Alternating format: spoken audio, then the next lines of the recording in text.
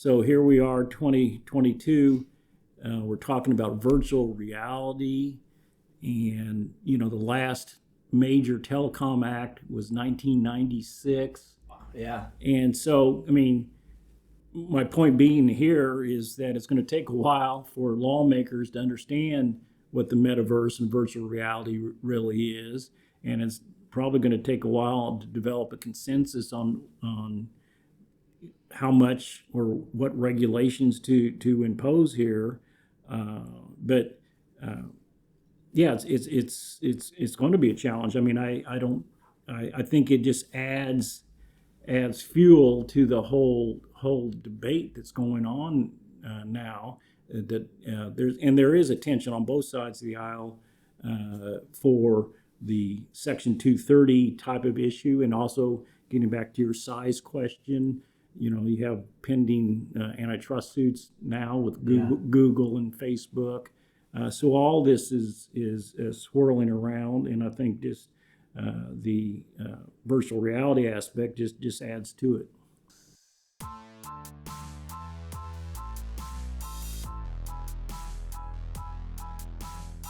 Welcome to Emphasis Added, a podcast by the Houston Law Review, where we highlight legal issues with prominent lawyers and discuss the study and practice of law. I'm your host, Kevin Donovan. We're here today in the city of Austin with University of Texas Law School professor and former AT&T legal counsel Joe Cosgrove Jr. to discuss the regulation of social media and privacy in the internet age.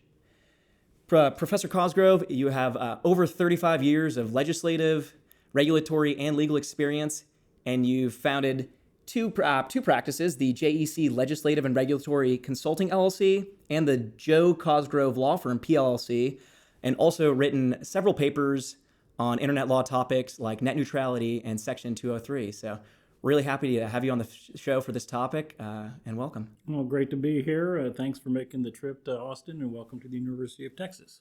Thank you. Excellent to be here. Beautiful campus. And before we get into the topic, I'd also like to introduce our newest hosts for Emphasis Added. I have with me Brock Jones on camera here, and behind the scenes, Matt Shelf. Brock and Matt are both rising 3Ls in the Houston Law Review. Brock will be summering at Latham & Watkins this summer, interested in corporate and finance transactional, and then Matt will be returning to Hunt Andrews Kurth, and he is interested in real estate law. But since you will be hearing a lot from them, I'm going to give both of them just a moment to introduce themselves, and then we'll get moving to the episode. Thanks, Kevin. I'm really excited to be here to be meeting with Professor Cosgrove down here in Austin. I just want to make a note that we'll be releasing another episode of our own fourth season in about a few weeks, so be on the lookout for Matt and I's first solo production. Looking forward to it. Yeah, thanks, Kevin. I'm excited to be taking over as a co-host of the podcast with Brock for this upcoming season. We're super stoked about the addition of YouTube this last year and increasing the media availability that we have. So to further on that, we're going to be launching an Instagram in sync with this episode. You can find us, if you're listening, on Instagram at Emphasis Added Pod. Yeah, so super excited for what you guys are going to do. Really happy to have you guys on. Thanks, Kevin. And yeah, it's going to be excellent. But moving back to our esteemed guest, Professor Cosgrove, before we get into talking about internet law, I reading about you, I saw one thing was really interesting. And so beyond your legal practice and writing on internet law and related topics, you also have a 3-book series, the Bandit to Tech series, right? And so curious, what is the premise to this series? Well, one, thank you for noticing. Two, the series sprung from when my wife had read an article in the local paper about a dog that was in a shelter, but then went on to be on the Austin Canine Police Unit. And I just thought that was an interesting premise for new beginnings, new starts. And at the time, we owned a small ranch in the Texas Hill Country. And I thought that might be interesting for children's lessons on helping others and service and loving one another and so on. So that's how that came into being. I love it. I do not have kids yet, but so I've told myself I won't consume kid content yet, but as soon as I do, I'm Bandit to Text, I'm gonna check it out. Well, thanks. I'm looking forward to it. And Also, before we get really into the weeds here, I'm really curious because you've been in the internet telecommunication space for 35 years, and obviously a ton has happened. And so I would love to know, what do you find is the most interesting, most shocking development in that time period? Well, I guess it depends on how you define shocking. And I guess at the outset, do my lawyer thing here, I say any opinions I give are mine alone. That's my total disclaimer there. And I'm not here to give any legal advice today. But back to your question. As far as what's been most shocking in the past 35 years, other than to me how fast it's gone by, is, and maybe I'll go back just a little bit before that with the breakup of the Bell system. I mean, you have to start there, 1984, when it took effect. And that was a pretty seismic shift in the telecom industry with the breakup of the Bell system. The government had tried to do that a couple times before in antitrust actions, but the third time was the charm. And then about a dozen years later was the Telecom Act of 1996, and that's the last really major piece of legislation in this space. So those two things together were pretty huge. Telecom Act did a lot to open the local exchange market to competition and also the long distance markets. But really, maybe more shocking than those actual legal events was just the development of mobility, the wireless space, and of course the internet, which has flourished and which will be a lot what we talk about today. Yeah, absolutely. And to kind of shift over to that, would love to talk about the internet first in the scope of social media and the regulation of social media. And I feel like in the past decade, social media companies have become so much more involved in the content we see, from, preventing, say misinformation from a pandemic to an election to, just controlling everything you see from advertisement to, hey, we want you to buy more of this. And so you're going to see more of this content. And I think because of those sorts of things, you see a lot more people are asking for more regulation, even some social media companies. And it seems like the most notable regulation that governs that is 47 USC Section 230. And so would love to start off just kind of a basis. What is Section 230? Well, that is a popular question, and you're right. It's a hot topic. It's a controversial topic, but actually it ties into the 96 Act that I just mentioned. It was a relatively obscure provision at the time. The big focus was, like I said, on opening the local exchange market and so on. But Section 230 was added. It was part of this Communications Decency Act that was folded into the FTA. But in English, what Section 230 was designed to do was to remedy a concern that arose out of the Stratton Oakmont case. And if you remember the Wolf of Wall Street movie, well, of course. that is the company that was involved in this case. It was Stratton Oakmont. And some users on Prodigy's platform, their bulletin boards at the time were popular, made some comments about the leaders of Stratton Oakmont, and the court said, you're liable for what your users post. And this caught the attention of a couple members of Congress. Here was a Republican and a Democrat, Cox and Wyden, working together. And they came up with what I'll shorthand a Good Samaritan type of provision, basically to protect internet service providers that were at a very nascent stage then, right? And so that the internet could flourish and grow without worrying about being sued for everything that a user may say on your platform. So that's the rationale behind Section 230. There's a great book by Professor Cosgrove on the history of Section 230 that I'd commend to you. The words, I mean, I'm not going to read the whole statute, but the key phrase, the 26 words that people talk about, state that no provider or user of an interactive computer service shall be treated as the publisher or speaker of any information provided by another information content provider. And then it also has some civil liability protections, and those taken together are to insulate, if you will, providers from liability as a publisher or speaker for what's posted on their platforms. Right. And I feel like that makes a lot of sense. That sort of regulation makes a ton of sense when, back in the early stages of the internet, I think most media platforms were kind of more like blogs, right? You just post, nobody's guiding anyone there. If anything, maybe something's chronologically ordered, and that's about the only way you would see something in your feed, or even probably up until a decade or so ago. But how has the internet landscape changed since Section 230 was initially introduced? Well, dramatically, just like I've dramatically grown older since '96.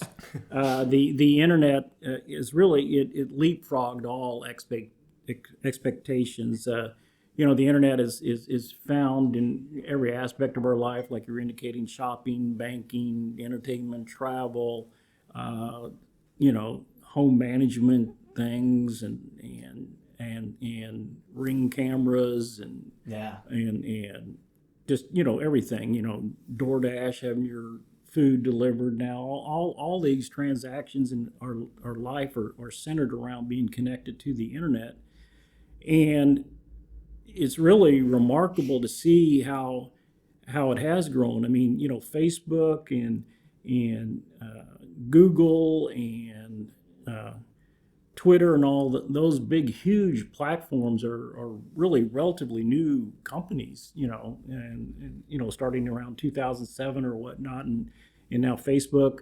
has like 3 billion active users. I mean, it's its own, as some would call it, a digital nation state almost. Yeah, it is. It's crazy. What was the stat in his article that how much of the market tech companies? Oh, yeah, I believe it was like Alphabet, Facebook, Twitter. I guess Meta now, and Twitter and Alphabet were like 20% of the entire. Oh, right. I was market. was going to mention that. Yeah. Yeah. I think maybe 25%, but yeah, it's And I guess it's remarkable. Even Apple is like on a 10-day trading streak on increases right now. And they have the highest market cap they've ever had. Yes, and again, it's a little off topic, but since the Oscars just happened this past weekend, the best picture was an Apple. Think about it. Owned product. Coda? Yeah, Coda. Yeah. And I guess it was a Sundance film that Apple bought for its entertainment conglomerate, its Apple TV. And so there you go. So there's a social media and also a phone manufactured computer, but now content, and they won the Academy Award. So it's interesting. It's the first ever in history, correct, for a streaming service? I think so. I'm not an Academy Award expert. I read an article on it. It was, I think it was something about Then I'll trust you. You seem like a reliable source. My knowledge of the Oscars is something else that happened at the Oscars. Yeah. So, Professor Cosgrove, like you were saying, these companies like Facebook and Twitter are playing such a key, pivotal role in our lives these days. And we've also seen some trends of these companies, taking a much bigger role in regulating the content their users see, such as, former President Donald Trump's entire, user profile being removed from Twitter, as well as Facebook, allowing outcries of violence against Russia, against its policies in the Ukraine conflict. And so I'm kind of curious, while many may view those specific actions in those contexts as justified, is there anything illegal about social media companies acting in such a way, regulating user content in such a way? Well, I guess to be professor-like, and we'll use terms here. So illegal, when I hear the word illegal, it's like it's forbidden by law. And if it's unlawful, then it's not authorized by law. So that might be a little bit of a distinction. But really, arguably, no to your question, because Section 230 was designed to give these platforms flexibility in managing the content that was on the platforms. But you're absolutely right with President Trump's deplatforming on Twitter and Facebook and many host of other issues. It's really called into the question how appropriate that is. And then, subsequently, he filed some class action suits against those platforms, and he's arguing that Section 230 is unconstitutional on its face, and that actually a lot of actions they take are in response to government pressure, so it's really not private action. So we'll see where all that goes. But the punchline here is that's really what Section 230 was about, to give these platforms that flexibility and not be treated as a publisher or speaker. So I guess that's my short answer there. And outside of the context of litigation and constitutional arguments of the legality or enforcement of Section 230, have there been any other actives, perhaps legislatively, to address these kind of new developments? Yeah, there's been a flurry of activity. There's been a number of congressional hearings. It seemed like every other week for a while, the CEO of a social platform was testifying. It's been a topic of discussion at also the state level, and we can visit about that.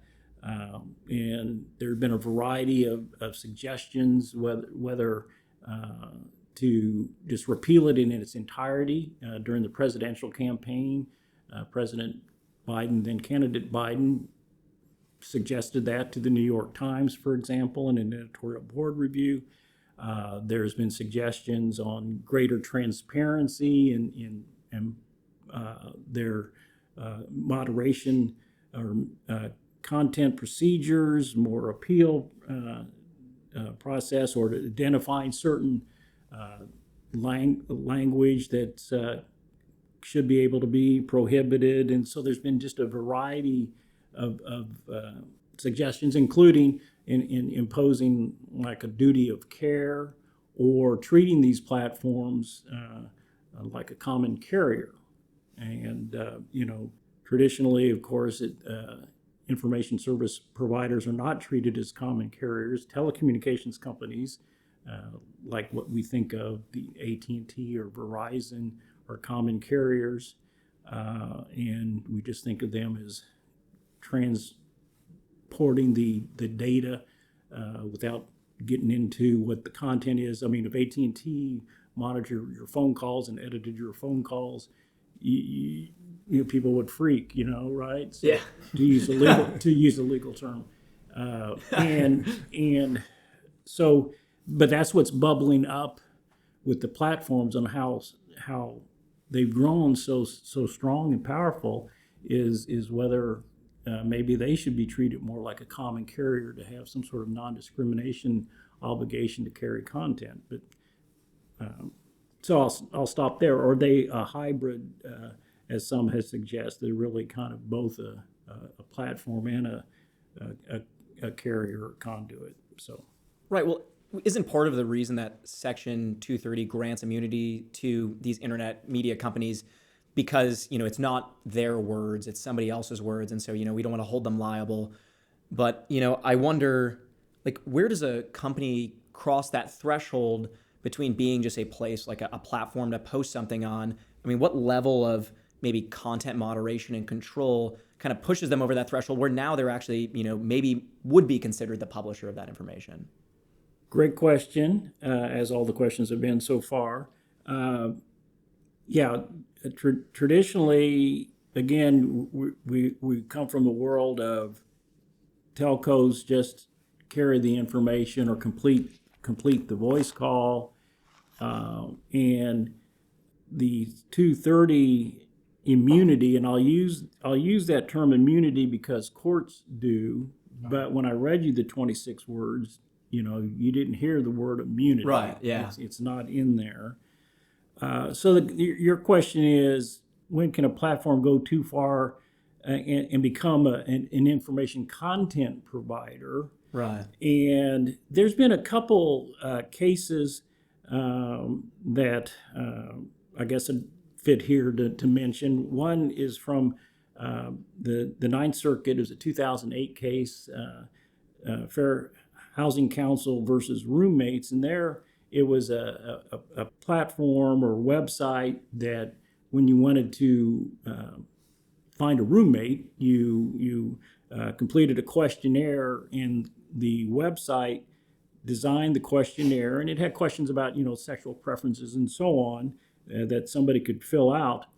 I'm not getting into the fair housing issue, and actually it ended up at the end of the case. They said it didn't apply in the context of where they were talking about because it was apartments. But anyway, I thought that was kind of a waste of case. But back to 230, the majority at least said that 230 did not provide immunity to this website because they were at least in part responsible for the development of the content.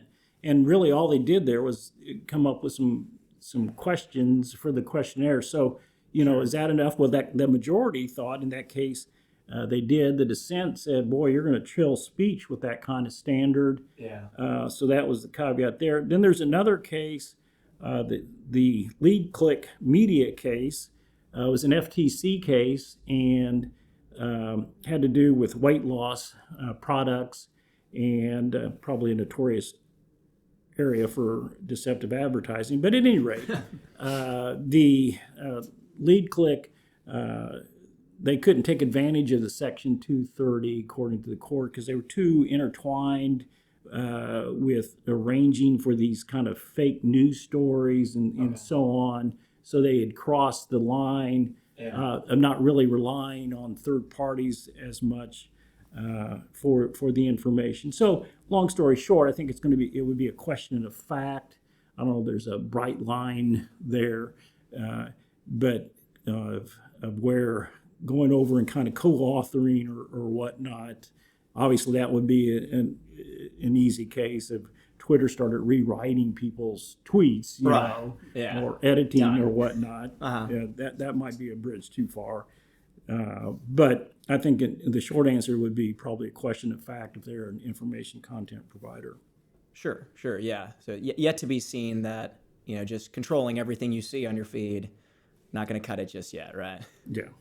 But so curious though, because even the way things are, right? People are calling for regulation, and within your article on Section 230, you even quote Mark Zuckerberg in his testimony before Congress, and a quote you had when he advocates for platforms to be required to demonstrate that they have systems in place for identifying unlawful content and removing it. And I guess when I read that, I wondered, why might a company like Facebook promote altering Section 230 to a more culpable standard? And I think you were talking about like a duty of care standard or something like that, rather than what the courts had called full immunity. Good question. I think several things. One, I think if you have a bad PR problem, you want to be proactive, okay? And I think right now, large social media platforms, digital providers do have PR issues, which will get to privacy and other issues besides the content, for example. Right, yeah.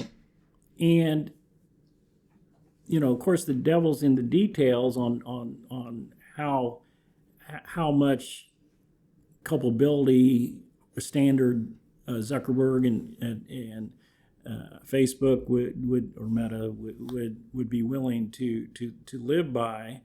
But really, it also kind of reminds me of the early days of telecom and broadcasting, when incumbents would complain about regulation, but really could think that they could navigate it better than new entrants.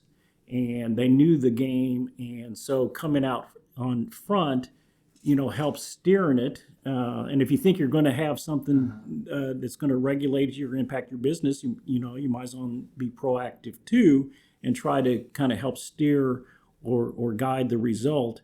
And I think, again, as incumbents, they generally think that they can do a better job than new entrants. Well, I wonder too about these incumbents. Would this sort of more culpable standard, would it really impact them all that much? The way they operate, and they already have like a lot of algorithms and techs in place. Would this really even be that burdensome? Again, we'd have to see the details. But right, for an entity like Facebook, you would think they're pretty far along in their moderation practices. Yeah. And they have an appeal process that Facebook already has an independent review board for their decisions, like the Trump decision that actually got reviewed by a Facebook Okay. independent review board. So they do have a lot of processes in place. But also, I don't think, new requirements should necessarily be burdensome just for the sake of being burdensome either. So, the goal I think should be, the process should be something that users and the public feels is pretty fair. But does it, like, would a more culpable standard, I mean, because you're talking about, even in telecom days, right? Like the bigger companies would rather kind of steer the ship and everything. And I wonder now in the internet age with Facebook, who just, has a massive control on the market, if they're steering things, is that going to stifle or reduce the chance that these other companies that Section 230 was out there to help them grow, right? Is that going to, basically hurt the ability for competition in the internet space, in the social media space? Well, again, going back to the origin story of Section 230, it was to promote the development of the internet and internet providers, and the rationale was if we give them this, and I'll use the term shorthand, immunity, that'll help doing so. If we change that now, anytime you increase regulations that or change the liability, that's going to affect the business equation of whether a new entrant's going to enter the market or not. So again, it's hard to answer these questions in specifics without seeing what the specific requirements are. But as a general matter, the more burdens you put on entry to a market, the more it's going to dissuade a new entrant. Okay. And is it possible that alternatively these companies are suggesting a standard less to create a barrier for new entrants, but more to kind of, say there's a standard in place, get rid of the bad PR problem in a sense. Say there's a standard in the place, we're meeting it, and that's okay. Because I noticed, at least in some of your articles on some of your writing on Section 230, that, Zuckerberg and frequently talks about how, like, the standard needs to be adjusted for the size of the companies, and kind of under the insinuation that these super large companies. Yeah, no, he did in his comment, and I thought that that part was pretty sophisticated. He recognized he was representing a large entity, and that the rules may need to be more lax for new entrants. And so if Congress was really going to go down that path, that would be something for them to keep in mind. So I thought that was pretty realistic concession, if you want to call it that, or observation by him.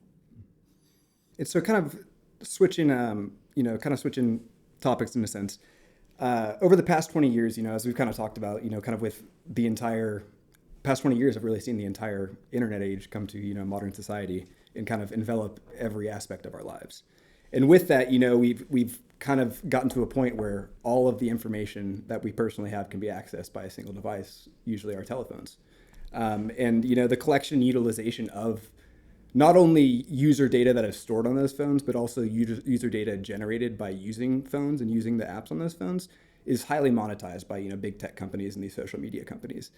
And I guess that also just raises this general question of what rights do people have to the data, not only that they have on their phone, but also that they create through their activities on these platforms, on these websites.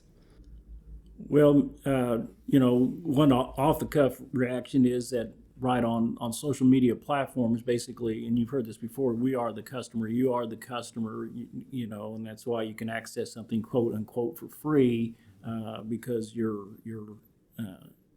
ticket is your information. So, as far as what rights individuals have in the U.S., you would think, oh, that should be an easy question to answer.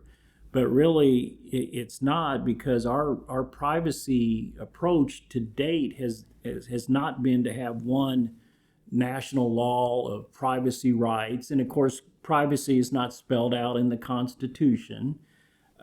So we have kind of a scattershot approach to privacy. We have CP&I rules in the Telecom Act. We got the Patriot Act. You got healthcare. You got finance. You got student privacy rights, and all kinds of privacy rights that are here, there, and everywhere.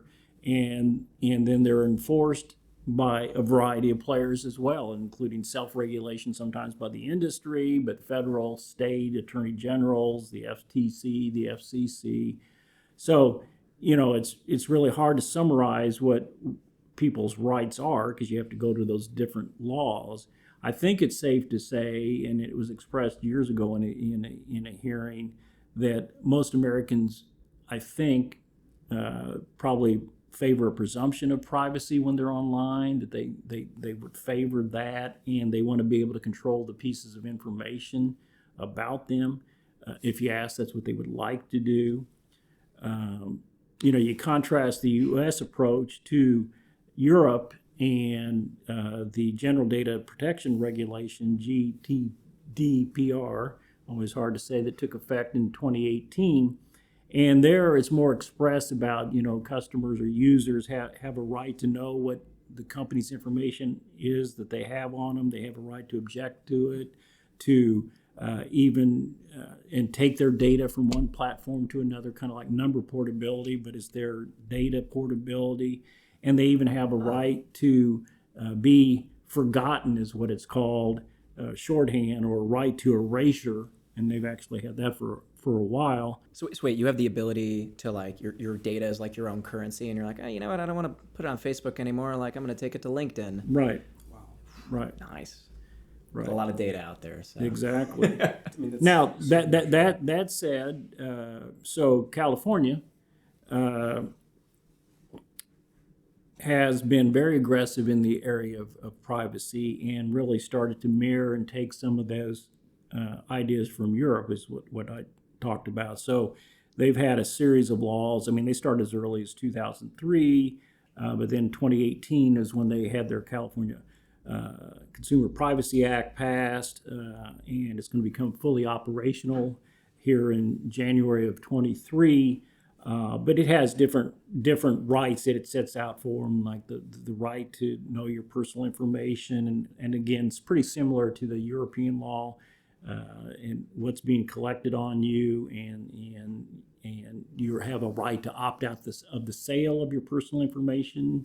I'm kind of curious, when a state does a law like that, does it, like, is it only impact the residents of that state, or if I'm in California using Instagram at that time? I mean, any idea? It's a little off topic, but Well, no, it's not, and I don't pretend to be an expert on that, but that is the point. Okay. Of, some would argue we need a national privacy law. Yeah. Because one, it is the internet, and it's interstate at least, if not global. Yeah. Right. It's the World Wide Web, and that it gets confusing for customers and users and businesses. This patchwork of every state starts having privacy laws, and they don't exactly square up, and so on.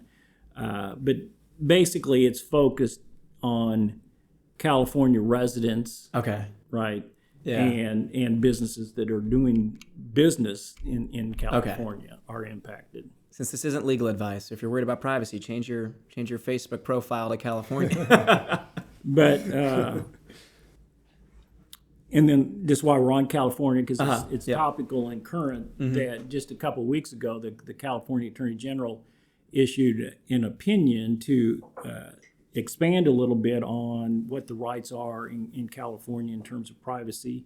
And this had to do with what's called inferences. So, the companies collect data about you, and they put all that data together, and what really is the impact of the data is when they make inferences and they go, oh, this person is going to buy a home, or this person's in the market to buy a car. Although you can't find new cars anymore. But anyways, or you see what I'm saying, or is a likely voter, from the political sphere. Right. And so the question was asked by an assemblyman in California to the AG, do consumers or users have a right to that inference? What is Facebook's inferences about me? Yeah. Or Twitter's or whatever. And not surprisingly, but he came back with the opinion that yes, that is information that the consumer is entitled to know, with the caveat that if the platform can establish a intellectual property trade secret type of argument, they may not have to reveal that. So that's going to be kind of the interesting, I think maybe next step is, will somebody challenge it, try to get the information and to see if the platform says, no, it's a trade secret, and then we'll see what happens next. But I just wanted to mention that. Would that kind of be on the basis of like the algorithm or whatever they use to kind of draw the conclusion from the data? Would be like a trade Well, secret that could be. Again, I don't have behind the curtain Wizard of Oz kind of insights on all their mediation. I think it's probably algorithms, but I think there's probably a lot of human analysis as well. But I could be wrong there. So in the context of, states outside of California, where you might sign a user agreement to join an app like Facebook and you actually sign away a substantial amount of your rights. Do those companies' terms of use actually specify that you are signing away those rights and how they might use that data? Well, you'd have to look at each of their terms and conditions they post, but by now the sophisticated websites, they are very specific. Not a lot of people, as you intimate, read them. Yeah. So that is an interesting issue. I will say, because I've kind of had the sentiment that you're raising, because I know from my personal experience, I'm a lawyer and I sign up for stuff, and I admit, although I'm not under oath here, that, I don't read all the terms and conditions, and maybe shame on me. But, is that really a new issue? I mean, people buy cars, people bought houses, people have done all kinds of stuff. And it's really up to the person in commerce, if you're in the marketplace, whether you want to, read the terms and conditions or not. Not to anticipate where you're going, but then you can say, well, is there really even, unequal bargaining power and that kind of thing? And so that's something that can be looked at, and are the terms and conditions clear? Is it misleading? Is there a clear assent that I agree? And that, it seems like a simple thing, but I mean, does it really say by this you agree, click here, so it's clear, or is it kind of vague? Mm-hmm. But really courts, and I've not done a super deep dive on this, but have held these click wrap, I'll call them, agreements as being lawful. And then again, in one sense, I mean, we're in the internet age, and so what else would we do? How else would we do it? So the terms should be more straightforward, and I think there's a lot of emphasis by policymakers and courts to make terms straightforward, easy to understand, but they can't necessarily make people read them. But if they do click on I agree, well, you agree. And kind of like you said earlier, I guess it's in the concept of commerce, it's kind of buyer beware with a lot of these situations, buying houses, credit card agreements.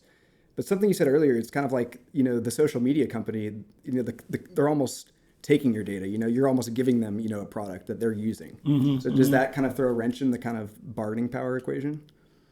Well, it might be if people are not aware of what the bargain is, when I buy a car, that's a good illustration, concrete. I'm buying the car, I see the car here, and this I might not understand, but then again, is the public more aware of that now than they used to be?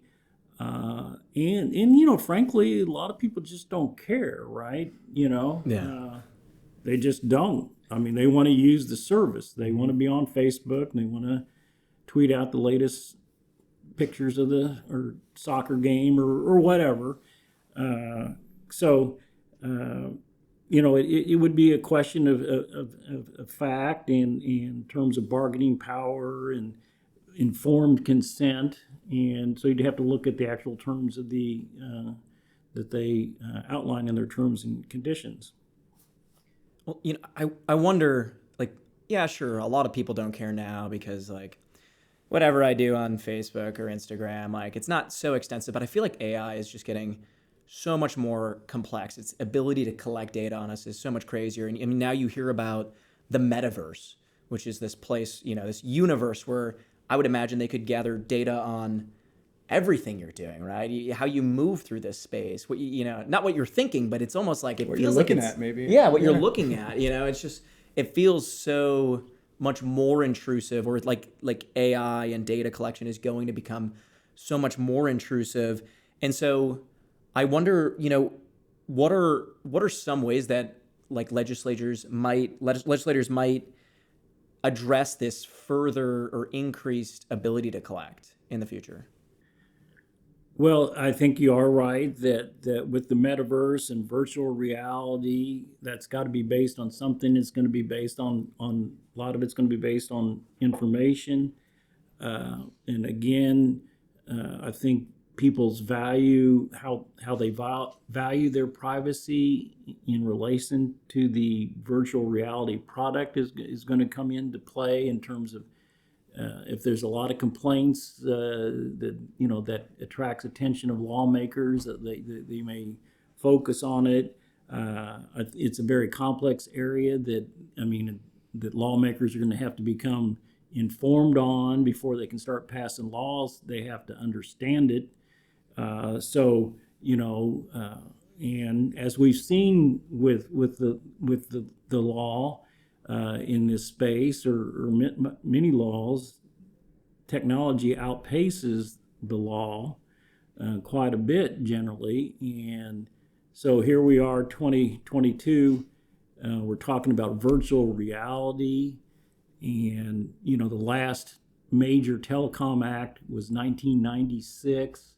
Yeah. And so, my point being here is that it's going to take a while for lawmakers to understand what the metaverse and virtual reality really is, and it's probably going to take a while to develop a consensus on how much or what regulations to impose here. Yeah, it's going to be a challenge. I think it just adds fuel to the whole debate that's going on now. There is a tension on both sides of the aisle for the Section 230 type of issue, and also getting back to your size question. You have pending antitrust suits now with Google and Facebook. So all this is swirling around, and I think just the virtual reality aspect just adds to it. Well, one thing I feel like maybe the government will get ahead on is cybersecurity when it has to do with all this data, right? And so I was a former military intelligence officer in the Army, and so like one of the things that you talk about in intelligence is open source intelligence, or intelligence that isn't classified and you can find it anywhere on the web or anywhere in a community, right? And so you have like the Trump administration, for instance, was incredibly concerned about TikTok, a company that was going to be controlled by or not, but potentially controlled, probably controlled by a foreign government, or at least have a foreign government with influence over that company. And you have maybe like 80 million users or something like that. And to think, in the case of like some sort of homeland security, some sort of invasion, heck, I could see the next TikTok trend being like, video the tank driving in front of your house. And then you're seeing that in Ukraine, right? Yeah, now. You see it in, right. It's covering TikTok feeds around the world is videos and photos of a war. And with geolocation data, you could map out troop movements. You could map out all of these things. And even now it seems, and I talk about the government getting ahead of it because the Biden administration released a statement on our nation's cybersecurity that urged for increased cybersecurity defense in the private sector. And so, I wonder, how might we see consumer data protection change in the coming years in the name of like national security? Yet another factor, I don't know that we've been negative about social media today, but the positive has been just what you're seeing with Ukraine. That's the hallmark of the power of the web and spreading information. And we've seen with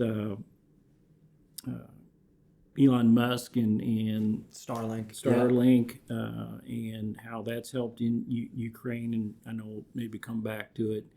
And then we've seen all the hacking things and concerns, and then President Biden's what I'll call more just kind of a heads up. When I looked at the press release, it's like use multi-factor authentication and make sure your security tools are up to date, and get your data experts and run some drills and so on. I mean, all good stuff. But as far as what laws may come out of this cybersecurity area, which I'm not an expert in, big disclaimer, and I'd be remiss if I didn't say that Dean Chesney here is a national expert on cybersecurity issues. Oh, no way. All right. And UT Law School has a great cybersecurity, well-recognized LLM program. So amazing. Okay. Wanted to mention that. But as far as what might be some regulations in this area, I guess I would answer it in a kind of a general way. With all proposed regulations, it's a cost-benefit analysis, and what is the need? Can the market address this? I mean, this is pretty straightforward type of cost-benefit analysis that Professor Spida and Benjamin articulate. But what are the justifications for the regulation? What does the government need to know to be able to administer it? We get back to that, do they understand what they're doing kind of thing? What are some of the market implications of regulations in this space? And then how do we know it's working? When you come up with a new regulation, one of the things that should be thought through is how can we check to make sure our regulation is working? Right. So those are a lot of general responses to the cybersecurity issue, but those I think are considerations that are still pretty valid. I did want to go back in, is it permissible? Yeah. You had mentioned the TikTok thing, right? Yeah, and that was before TikTok was Huawei, and I just think that's interesting to mention with the Trump administration and CTE, and Huawei and CTE were said to have again affiliations with the Chinese military. Okay. And speaking of that, thank you for your service. Not in the Chinese military, but in our military. U.S. military. Just for the record. But that they were big in the manufacturing of 5G gear. Okay. I mean, and leading manufacturers and so on. But there's this security concern that they were stealing trade secrets when they were in the U.S., et cetera. So Trump put in a ban, and then that even led to an act in 2019, the Secure and Trusted Communications Network Act of 2019, where equipment that they had installed was to be taken out. And so pretty dramatic steps. Yeah. So things like that has been a cybersecurity related, I guess, event where something actually, I mean, it became referred to as rip and replace. That the requirements were that universal service monies and funds should not be spent on this type of equipment from these providers, and if it's in existence, they'll help small telcos take that equipment out, and there's a couple $2 billion fund to do so. So, I mean, that's one example in the telecom space where actually laws was passed and pretty drastic action was taken, at least with regards to those providers. Yeah.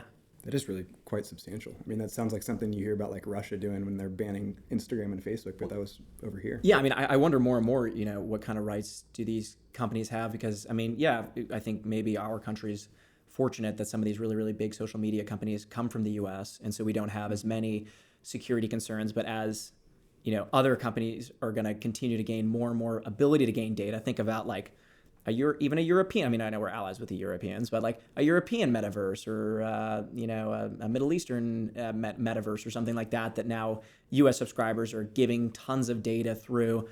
I mean, do these foreign companies, do they have any sorts of rights really, or is it just when in the name of national security, is it kind of just, hey, it is what it is? Well, no, I think they did try to contest it. That on the basis of unreasonable regulation or arbitrary and capricious or taking of property. I mean those Yeah. those if they're in the United States, I guess they can make those arguments. I mean, kind of the flip side of your question too is like we've seen a lot of hacking of firms, United States firms, and so the question might be, well, what action can they take against those foreign nations?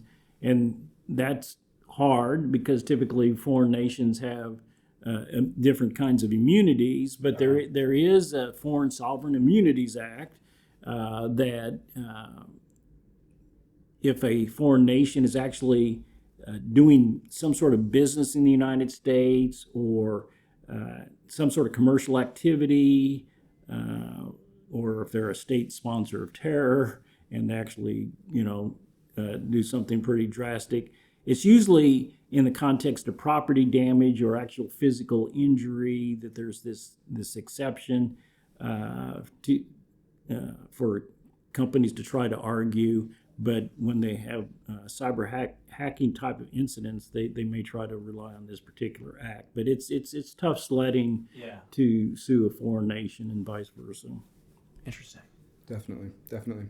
So like we were just talking about it a moment ago with, kind of the expansion of these new technologies of satellite internet and these satellite internet providers like SpaceX and Amazon Satellite Internet Company, it appears that there's a trend of internet access possibly becoming, accessible by every single human on the planet in our lifetime.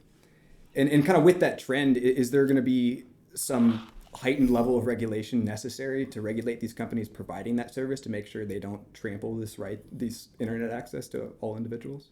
Well, the development of satellite broadband is exciting from the perspective of connectivity for more people, and as you intimate, then the question is, well, what's the regulatory governance over satellite as they go around the world? The United Nations has had some telecommunications related, I guess, subunits or agencies. The ITU, for example, has been around for a long time. There might have to be develop some treaties, but that in of itself, besides the technology, again, this question is really no different than many other questions. The technology is getting out ahead. They're shooting up the string of Starlink satellites, and that's happening. And so then the question is, how to control it or who regulates it. That's the question. And again, there might be others that specialize in that area that have a better, more specific answer than I do. But I suspect it's a matter of the law catching up with the technology, and then what makes it doubly or triply or many times harder is that it involves so many nations and different entities. Is it possible that this kind of brings up the net neutrality argument with these companies, charging services for all these people in different levels of service?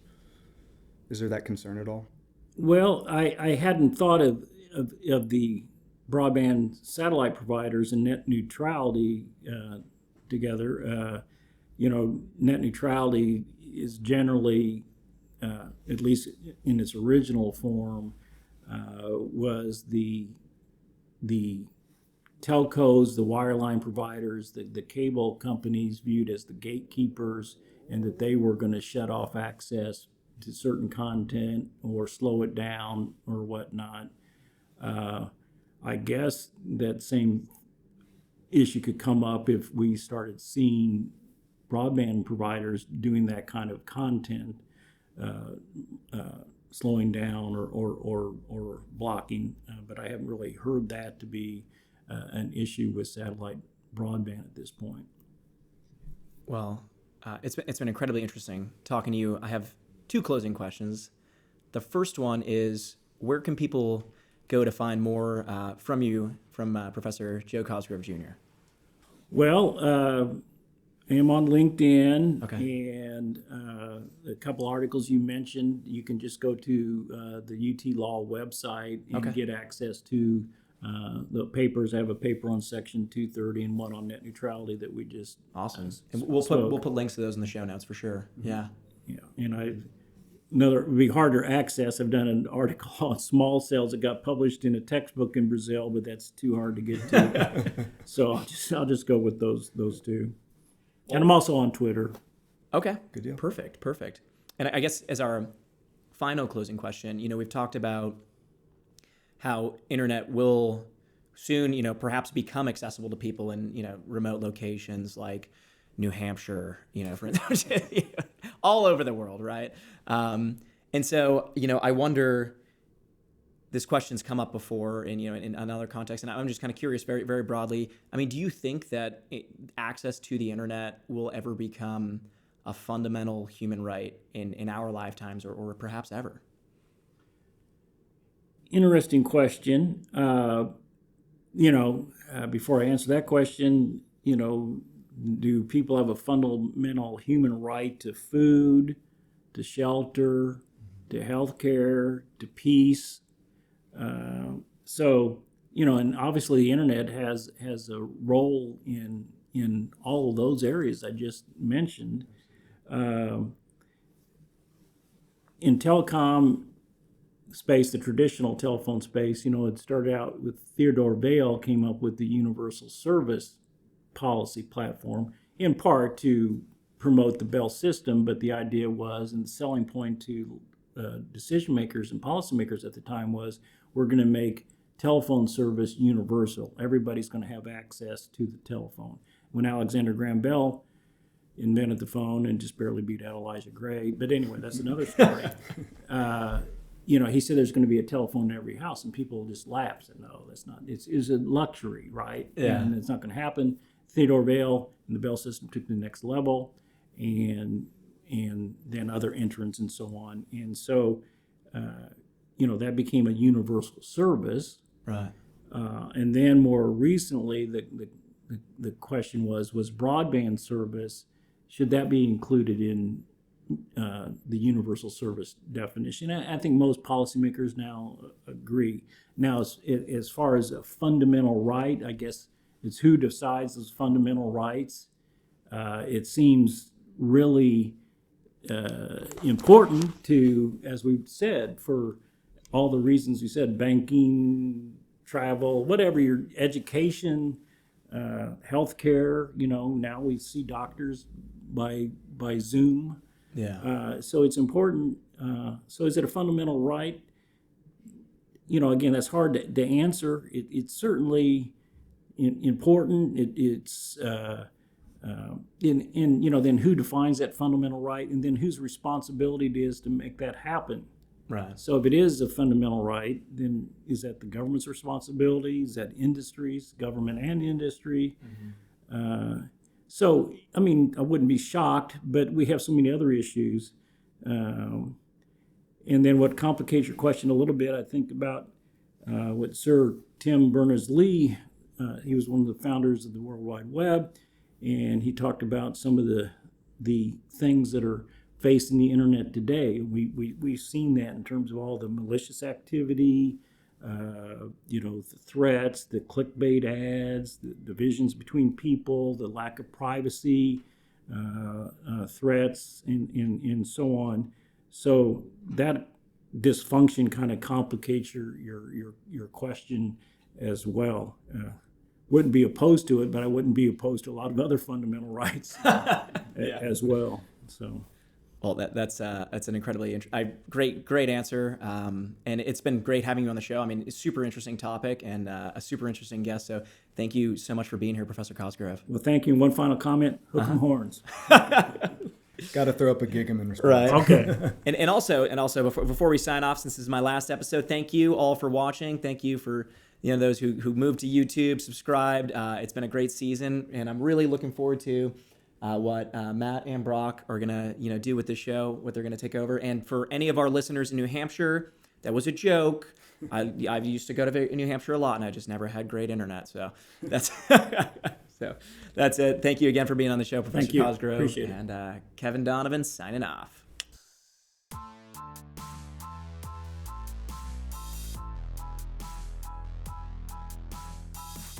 Thanks for listening. Emphasis Added is a podcast by the Houston Law Review. If you like what you heard, subscribe to us on YouTube or your favorite podcast app, and follow the Houston Law Review on social media, or check us out on houstonlawreview.org. Till next time.